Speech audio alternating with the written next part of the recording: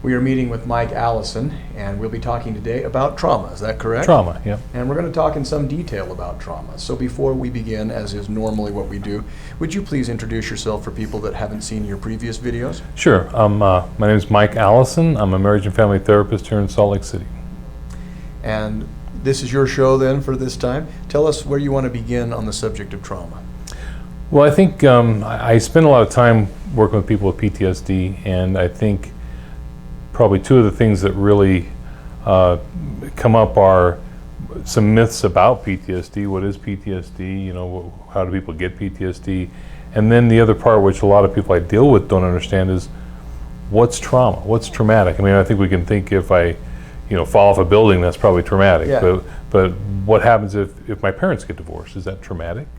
So I think maybe exploring a little bit about what people might not even think about could be traumatic, and then what effect that may have on them as they grow up, as they mature, and maybe move out of the house. So let's talk about the definition of trauma and move from there. Okay. So I think we could define trauma as anything that's really substantially threatening to your life, to your personal integrity, or if you see something that happens to someone you care about, someone you love, that is threatening to their life, their personal integrity. It could even be as much as, you see some of these videos where they've got the hurricane someplace and you're watching people getting swept away by the hurricane. That can be, traumatic, watching something like that. Essentially, when we start talking about diagnosing trauma, we're usually looking for something that's has a life and death flavor to it, or a life and death connection to it. The interesting part of that, though, is what's life and death when you're 3 years old may be quite a bit different than what's life and death when you're 33 years old. Because you're not as aware of what's going on in the world. Like Right. when you're lost at the shopping center. Exactly. That's traumatic for a 3-year-old, not so traumatic for a teenager. Right, and that's actually one of the examples I use. If you're 3 and your mom lets go of your hand in the mall, is your life on the line? It could be. If you're 13, no, you're probably wondering why your mom's holding your hand. If you're, if your mom's 70 and you're 53, it's probably life-threatening for your mom if you've let go of her. So that's kind of the way we look at it. But yeah, and the hard part to understand is, if mom let go of my hand when I was 3, and then later I get triggered into some of those similar situations, I start to feel like I'm 3 again. I'm starting to feel like what I have, with the tools I have, are suddenly I'm a 3-year-old facing the world, and that can be pretty scary. In fact, I think that's kind of an experience of mine. I got lost at a shopping mall when I was little. They had the traveling reproduction of the White House that was set up there, and so I got lost. And ever since then, whenever I've kind of been in an unfamiliar situation where I've lost my bearings, I feel the same way. Get that little pit of your stomach feeling? Yeah, even though I should know better, and Right. I have to kind of talk myself, my mature self has to Right. say, hey. Slow down, partner. It's okay. You're going to find somebody around will help you. You'll be able to get your bearings or something Right. like that. Well, I have an hour after this if you want to talk about that. Oh yeah, I'd love to. We can go into that. But I was just saying, I know what you mean though about how it can trigger you where you feel like Right. you were vulnerable again, and it may be a triggering thing that's not the same exact situation. Like if somebody took me into a mall and let go of my hand today, Right, it's probably not going to happen. I don't Right. care. But if I were out in the middle of a forest and the people I was hiking with, I lost sight of them, I remember I was like, oh no, I don't know where I am. Right. It's getting dark and things like that. It could happen. So, I think let me ask this question. Some people might say, well, I don't want to admit that I'm weak. I mean, I don't want to. I just need to shake it off. I need to suck it up, and I will just work my way through this. I mean, is that a good idea? Is that a bad idea? I mean, this is pretty common, because what happens is, just like you said, if I'm doing something and I get a little disoriented and suddenly I got that pit in my stomach feeling, I'm talking myself out of it, it feels kind of ridiculous. It feels kind of like, really? I'm a grown man. I'm going to be okay, right? And so a lot of times this is what happens with trauma, with PTSD, is some of the symptoms get so ridiculous that we think, I can manage this, I'll figure this out, it doesn't make any sense, I don't want to tell people about this, or it's embarrassing, or they won't understand. So I try to just do it on my own. And what you've probably realized at some point is I can't. And usually when I see people who have, especially when I talk to people who have combat trauma, usually 6, 9, 10 years before they actually seek help, because they think they're going to fix this or they're going to get past it, and then by the time their family's falling apart, they decide, oh, I might actually need some help with this. I've always been kind of resistant to counseling before I wasn't, because I thought first of all, I thought, well, people in kind of a nanny state mentality, people treat everything as traumatic now. Right. I'm not saying that's true. That was just that was one of the things, and I just thought, come on, this counseling, how hard can it be? If talking to somebody about my problems is good, well then I'll just talk to myself about my problems. Right. Or I'll just take a moment and kind of reflect, and I'm like, all right, yeah, I saved myself some time and some money there. So why do people do that, and to what extent do they have a point, and where do they reach their limits? Well, if we start to think about why you would, there's plenty of reasons why you might come to therapy. I don't feel comfortable at something, I'm trying to work through something. Might not be something earth-shattering or something I even need a long-term help with. But if we start talking about diagnosing something like post-traumatic stress disorder, one of the first things that criteria when we talk about any disorder that we're going to diagnose you with is it has a significant impairment in your life. So I can look through the diagnostic book and find 52 things wrong with me, but then when I realize that actually doesn't affect my life, I'm not going to be able to get a diagnosis with that. But if we talk about, for instance, once we get past the trauma, we start to talk about kind of 4 cluster areas with PTSD that we'll see that the trauma come out in. One of those is intrusive thoughts. So, for instance, an intrusive thought might be actually seeing something that is reminiscent of your trauma, and if it's something that's gruesome or painful, it might be hard to deal with, especially if I'm walking down the street and suddenly I've got this vision playing in my head. That can be a little distracting. And another one could be just those kind of a dream, a nightmare, that I'm not getting any sleep now because I'm having dreams about these things. Or I walk into my new boss and suddenly I'm sweating and I'm upset, and I realize, hey, the new boss looks just like this person that hurt me when I was growing up, and now what am I going to do? I'm going to call Mike up and say, I can't go to work tomorrow to my new job because this person that's working there, through no fault of his own. Right, through no fault of his own, through no fault of my own, yeah. Now we got a problem. And so that's where we start to talk about what's really traumatic in the sense of this is having an adverse effect on my life, as opposed to, well, I couldn't make my boat payment last month and that feels pretty traumatic because they keep calling me, and instead I probably should just pay my boat payment. So with post-traumatic stress disorder, or PTSD, you want to talk about it in the context of a soldier, and then talk about how it can arise in people that are just civilians in a combat and that level of stress setting. Okay, Can we talk about that? Yeah, and I think one of the misnomers about PTSD is I have to have gone through something like combat or shooting or something, when in reality probably something we're most likely to see PTSD from a traffic accident, a serious car accident, or being mugged or raped, as opposed to combat, because not that many people in the world go through combat.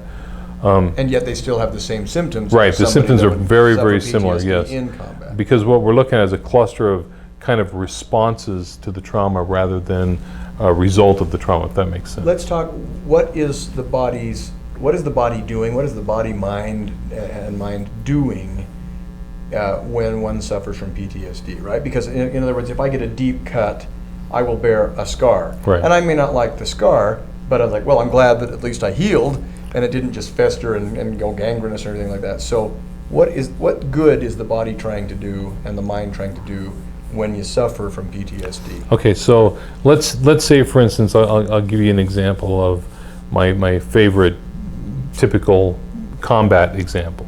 So let's say I'm in a infantry unit in the army, and I'm going to Afghanistan, and I have a squad of guys. So I got 10 other guys with me, let's say. We've got guns, we've got radios, we've got tactics, we've got immediate action drills. We've worked together, we're a team, and now we're going out into, let's say on a patrol.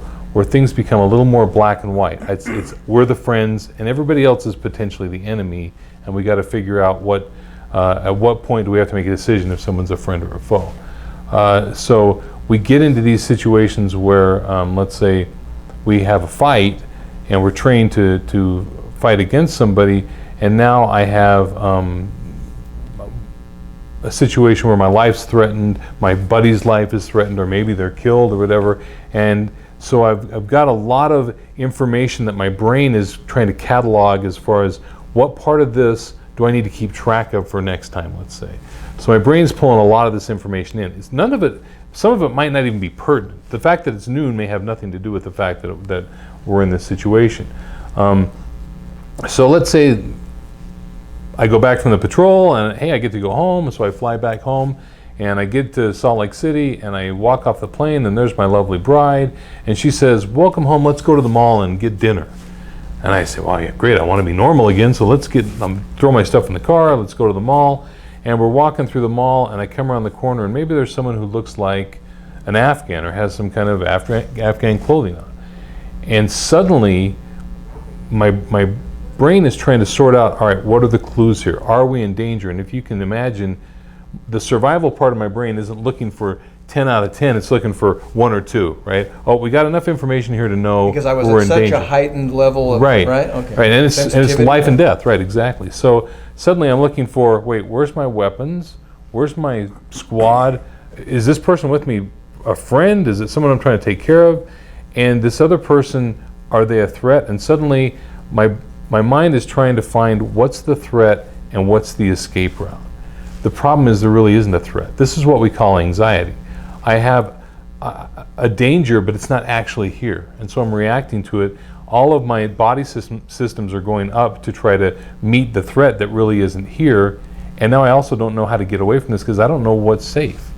And you can imagine the kind of frantic feeling of, I can't find the danger, I can't find what's safe, and all this is starting to kind of go off in my head, and my body's trying to figure out what to do with this. And I might react, I might become angry, I might get scared, I might head for the door, and if you get between me and the door, it might look like I'm trying to assault you.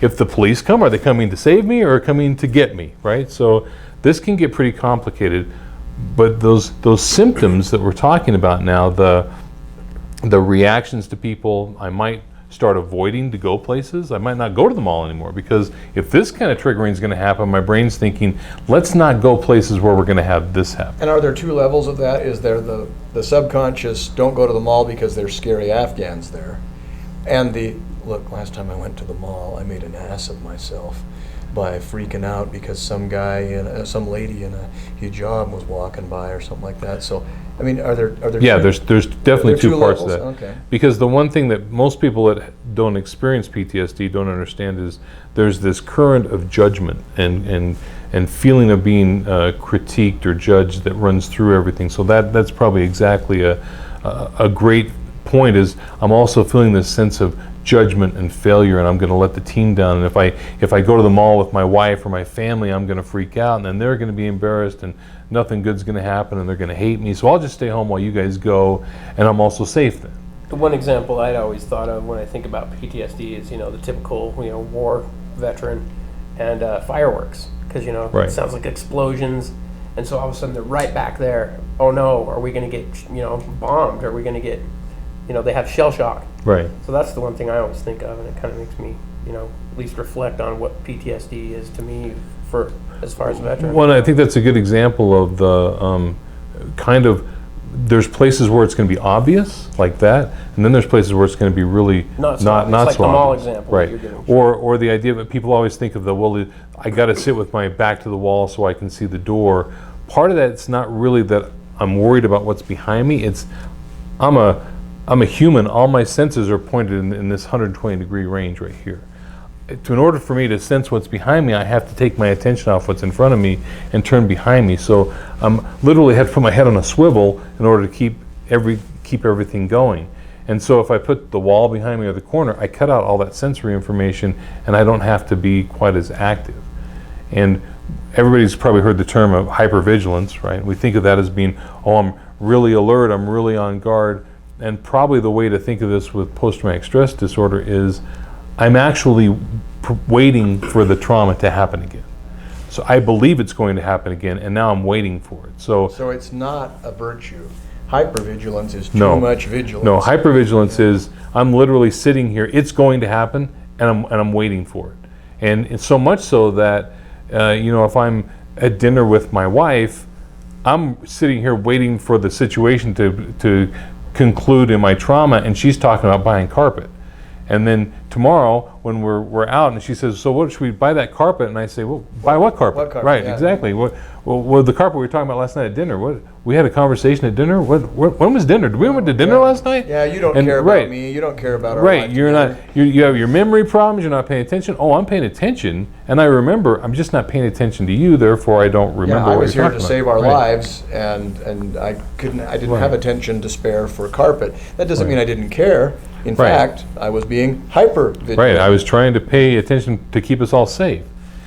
How does PTSD arise? Because I have to tell, and I've mentioned this in other videos. When I heard people say I got PTSD from the relationship I was in, and it wasn't filled with domestic violence. Let's narrow it down to that, because clearly if somebody's getting beat up all the time, I think we can all, from what you've told us so far, we can understand how PTSD could arise there. Where it's like, well, we always got beat up, so I have a hard time being around family reunions, or I have a hard time going down into basements or whatever. But what about just somebody who's just making you, first of all, I hear this from people. I had PTSD because, and I don't get all the details, so maybe you can tell me, especially as a marriage and family therapist. I had PTSD because my spouse mistreated me, emotional abuse. Does that happen? It happens, but I would say if I'm sitting with a couple and one of them is saying something like, "Well, here's this emotional abuse," and then the partner is usually going to say, I'm not doing that. I'm not doing that on purpose," or "I didn't know that triggered you." That's the word we're going to hear, is that Bobby triggers me whenever he does this. The mere word trigger to me says Bobby didn't cause the trauma. Bobby is recreating the trauma that belongs someplace else. So my first question for this person is going to be, when else did you experience this? Well, you know what, you just gave me I'm surprised I didn't see this before. So sometimes what people do is they think, I got PTSD as a result of my spouse or my significant other, when in reality, I was already suffering from Right. PTSD, and this person My partner triggers me triggers my PTSD. either by bad behavior, although it's not that bad, or by innocent behavior. And so the poor other spouse is going, okay, well, gee, so I said, well, that was dumb. And it's like, you know what I mean? It's like, Right. well, okay, sorry, hey, and I'm sorry I hurt your feelings. It's like, but really, I didn't expect you to be that broken up about it. Or, hey, you know what? You would look good as a blonde. Right, And like, exactly. It's like, wait a minute.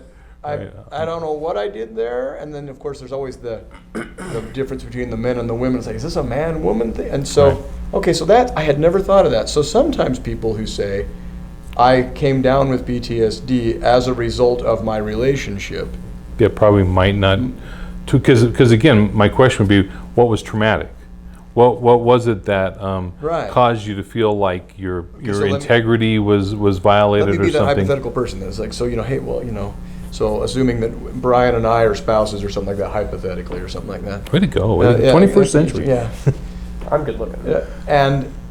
And so I was like, well, I was like, we've really had a lot of hard times and all this kind of stuff. And, it's just like, he'll come home and he'll ask me when we're going to eat. And I'm just so tired of this, the pressure. It's like, I'm doing the best I can. And he's just always asking me when we're going to eat.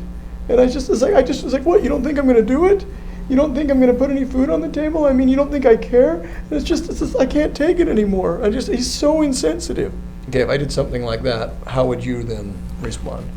I think what I would be looking for is, I might say, what was it like growing up in your house? What was, did mom make dinner every night? Was dinner on the table? What was dad like when he came home from work or came home?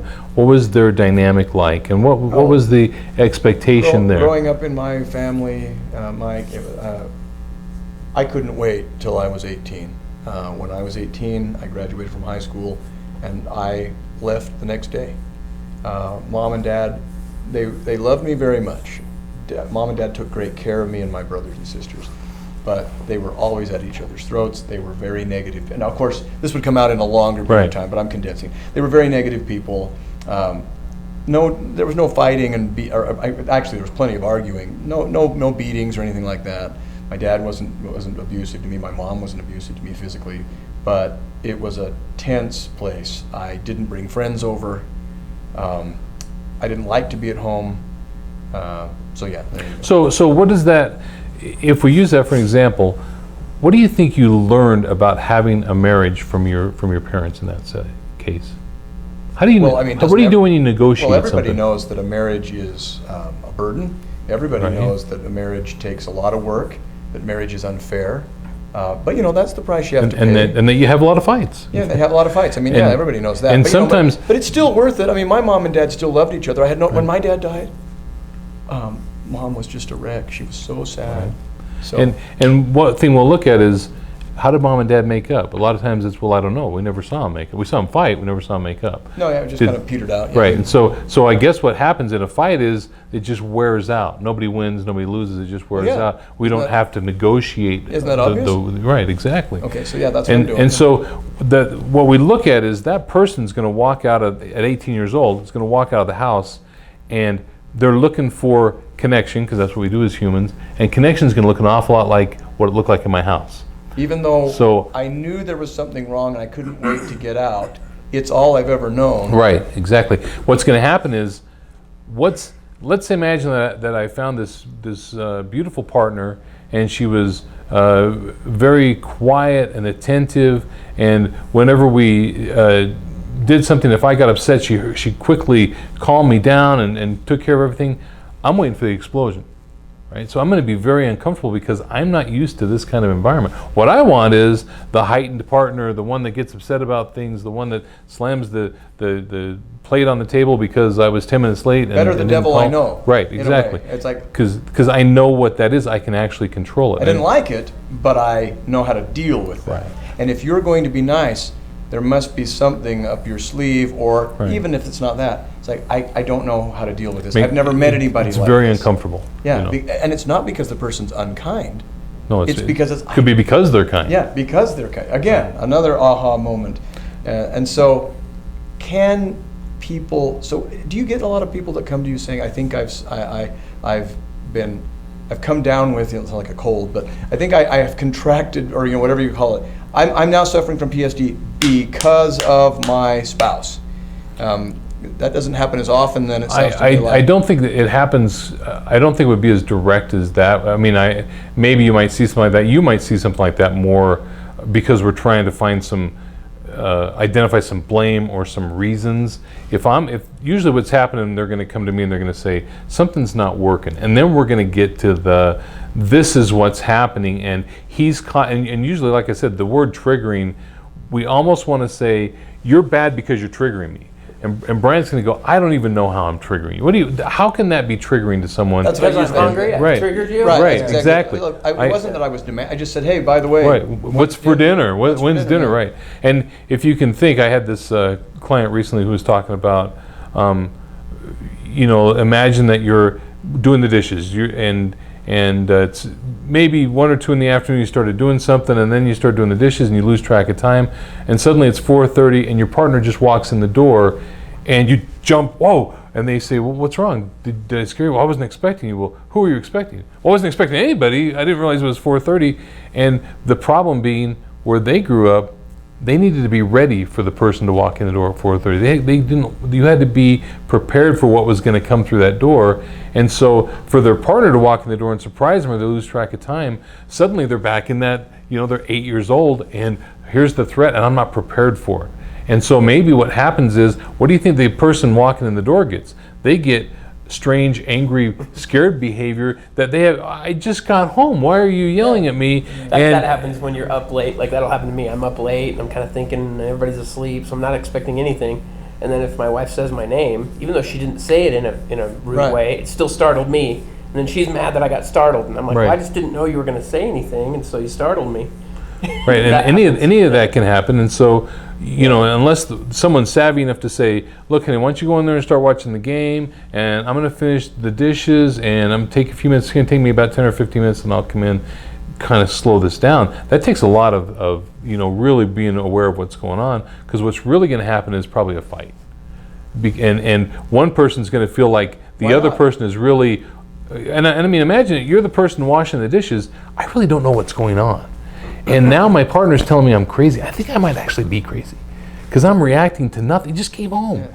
And so now I got this question in my head, and my partner also thinks I'm crazy, and they're a little angry. And so now we're starting to drift apart because we have a lot of these things. And I'm not really aware of what's going on at that 4:30 or, and again, the easiest to think about the combat veteran. The combat veteran comes home and maybe we've seen some ugly things or had a lot of stress, and maybe the stress happens, you know, in the military, most stuff happens at night. Most of the bad stuff happens at night, like our parents told us was going to happen.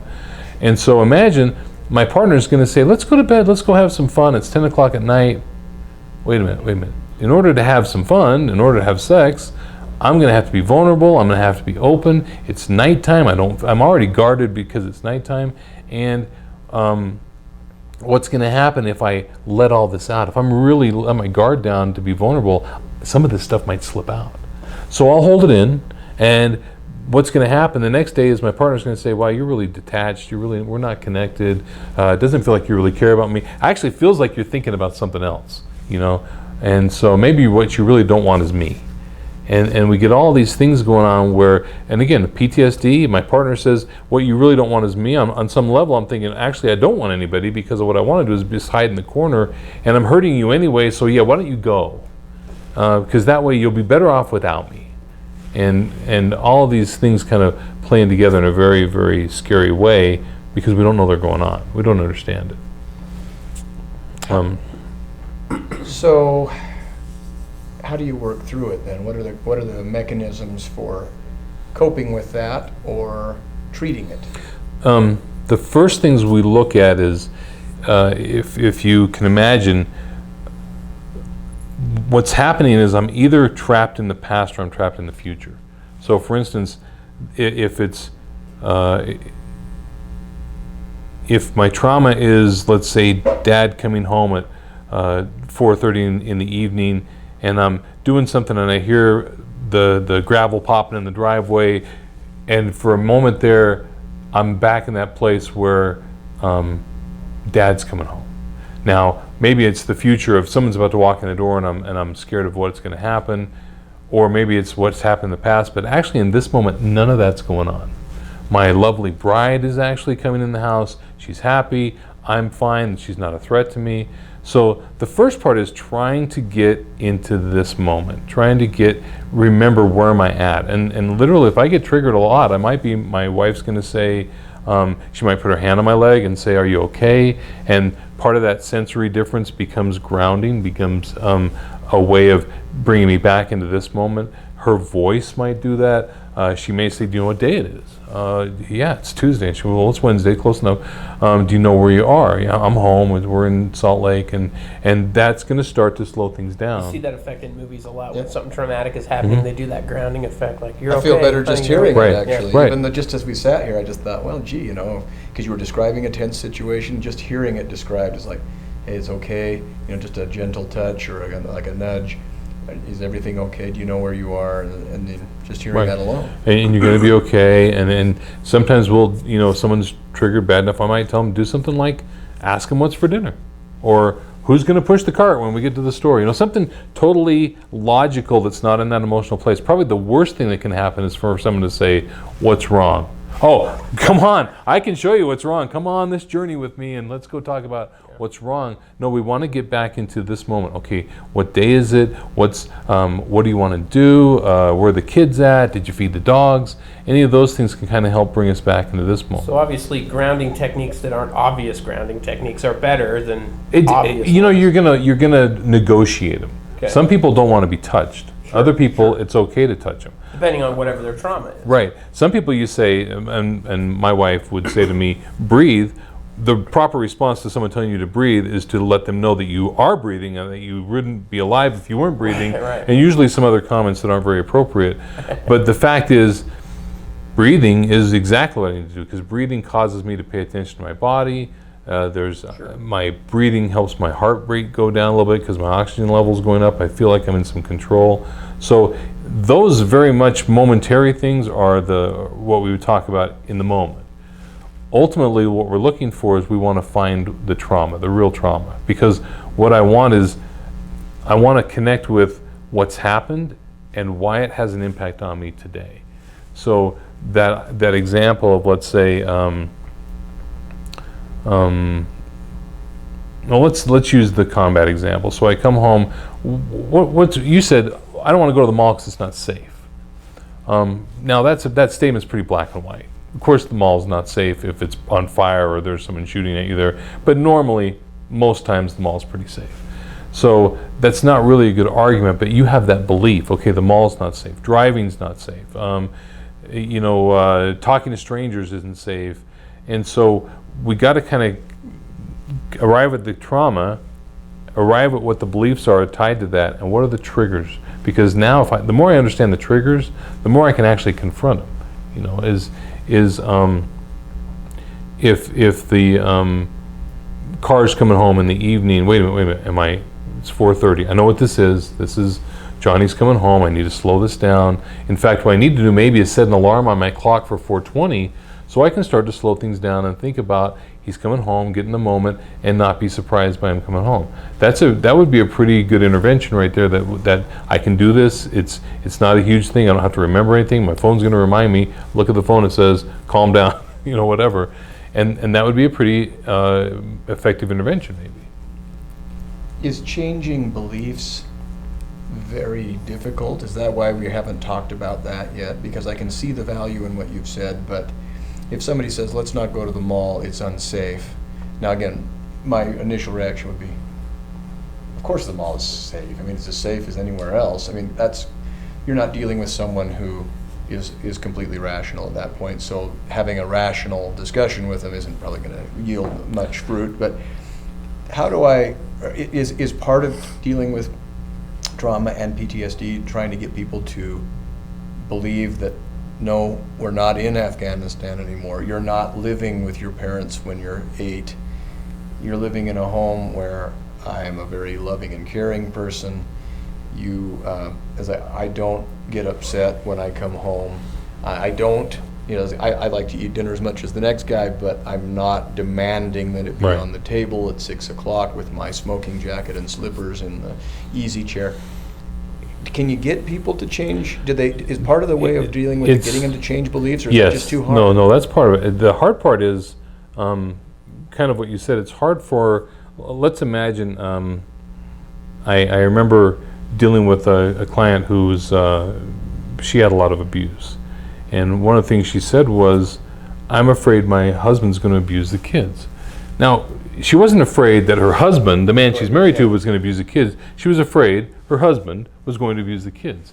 Now, what happened was, because that's what they do, exactly. And so what happened for him was, he heard this and he got incredibly upset, as we would. I'm not. That's not me. Now, in that situation, he's not. No proof. Right. He's not going to talk her. Have I ever hurt you? And these things. He's not going to talk her out of the belief.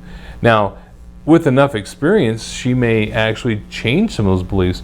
But this is where therapy helps. It helps to have the uninterested third party say, let's talk about these times when you felt like your husband might do this. What are some times you've been hurt? And we might list all those times you've been hurt, and then we might think about all the times you haven't been hurt. So I imagine the same would be for someone. I know someone that had a bad accident, and so whenever they're in the car, I think, and what you're talking about, it helps me kind of realize where they're coming from and why they get in this emotional state. Is I think the biggest part of the accident that scared this person was that they weren't driving. Right. So I got to drive the And car. you get control freaks, Right. but you also get people that that's why they were so scared by the accident. They had no control. All of a sudden they're spinning and turning and things are breaking and they're wondering if they're going to die. And so, getting in a car when you're not driving, then you do have to give the control to that other person and recognize, hey, I have to trust them that they're going to be paying attention, etc. So I can see that where you're saying those other things will come into play. And let me ask this, so is changing beliefs, obviously dealing with like a touch or some things to help somebody calm down, focus, refocus, things like that. I can see that simply is kind of a trauma first aid, and it's more of a simpler, easier, more implementable thing. How long does it take to help people change beliefs? How do you help someone who was abused as a child by a parent then go, well, I'm afraid you're going to abuse our kids too? I mean, that sounds like I think of it like this. Let's say that I grew up in an abusive home. So let's say I started having some abuse at, let's say, 3 years old that I know of. And I go and I stay at home until I'm 17. That's 14 years of Olympic class training to believe something, right? So now I've probably walked out of that, and I've probably been through a couple relationships that have also reinforced this. So I've probably got a little more training. Because I was subconsciously drawn right, to this exact situation. because it's the only place I felt safe and I could be in control. Is I know if this makes you angry, and I know what sets you off, and I already know what these looks mean, I can be in control of this on some level. So I go through this, and now I'm in a relationship that I actually enjoy. I'm losing my partner, maybe my kids, we're having a bad relationship. I want to fix this. How long is it going to take to fix this? Okay, it's going to take exactly, no, I'm just kidding. This is going to take some time. And again, the first hard part is identifying and talking about the trauma and really getting to it. And then after that, it's how do I stop all this? And this is where we're going to heal a lot of this inner relationship. If I believe that, let's say, a person was assaulted by a caregiver where the caregiver came in the room every night at 9 o'clock, okay? And so bedtime is not a very safe time. Instead of that being a conflict between the partners, it might be recognizing that. It might be, let's say the non-abused partner, maybe that person goes to bed first, so they're not coming into bed when the other one's trying to sleep or already in bed. We might negotiate some of these things so they're working together as a team against the I just had another realization. I'm also helping them to change beliefs by showing them facts that will give them reason to believe something else. It's like, tell you what, I know that you have these beliefs. Let's set things up so that you don't have to fear this is going to happen. And it worked. I'm now willing to believe there's something else that can happen in this situation. I always thought that this would happen. I now see there's a way that this will not happen, and I've now seen it repeated.